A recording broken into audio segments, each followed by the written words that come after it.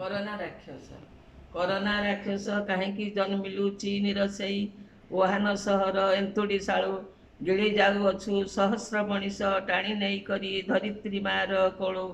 ଜାଣିଥା corona ମଣିଷ ଡରେ ନା ଯେତେ ହିଂସ୍ର ତୁ ହେଲେ ତୋଠାରୁ ମଣିଷ 100 ଗୁଣ ବୁଦ୍ଧିଆ। ଦୂରେ ପଳାଇବୁ ଆମଠାରୁ ତୁ ମୁହଁରେ ମାସ୍କ ଦେଲେ ଦୂରେ ପଳାଇବୁ ଆମଠାରୁ ତୁ ମୁହଁରେ ମାସ୍କ ଦେଲେ। ମାର ପଣତ ଲୁହରେ ଭିଜୁଛି ପାହାନ୍ତି ସକାଳେ ପୁଅର ମୃତ୍ୟୁ ଖବର ଶୁଣି କ୍ରନ୍ଦନ ତାର ଆକାଶ ଛୁଉଁଛି ହୃଦୟ କୋହକୁ ଛାଣି କ୍ରନ୍ଦନ ତାର ଆକାଶ ଛୁଉଁଛି ହୃଦୟ କୋହକୁ ଛାଣି।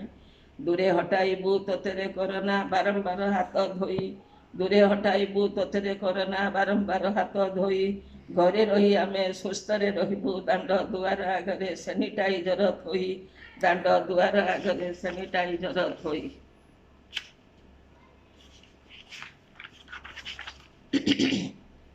ବେଳ ଥାଉ ଥାଉ ସଜାଗ ରୁହରେ ପ୍ରବାସୀ ଓଡ଼ିଆ ବାବୁ କ୍ୱାରେଣ୍ଟାଇନରେ 28 ଦିନ ରହି କରୋନାକୁ କର କାବୁ କରୋନାକୁ କର କାବୁ। ନ ମାନିଲେ ତୁମ ଭେଳା ବୁଡ଼ିଯିବ ପରିବାର ଯିବ ଚାଲି ଛିଡ଼ି ଛିଡ଼ି ଯିବ ତୁମ ମନରାଇଜର ସାଇତା ସୁନେଲି ଜାଲି ଛିଡ଼ି ଛିଡ଼ି ଯିବ ତୁମ ମନରାଇଜର ସାଇତା ସୁନେଲି ଜାଲି।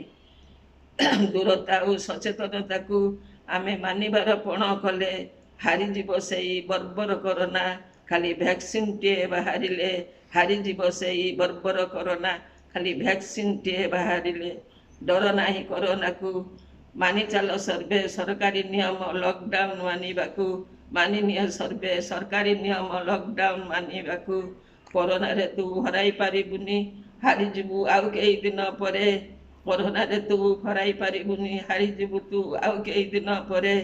ଆମ ଉତ୍କଳର ଆରାଧ୍ୟ ଦେବତା ପ୍ରଭୁ ଜଗନ୍ନାଥଙ୍କର ଆଶିଷ କରୁଣା ଝରେ ଆମ ଉତ୍କଳର ଆରାଧ୍ୟ ଦେବତା ପ୍ରଭୁ ଜଗନ୍ନାଥଙ୍କର ଆଶିଷ କରୁଣା ଝରେ।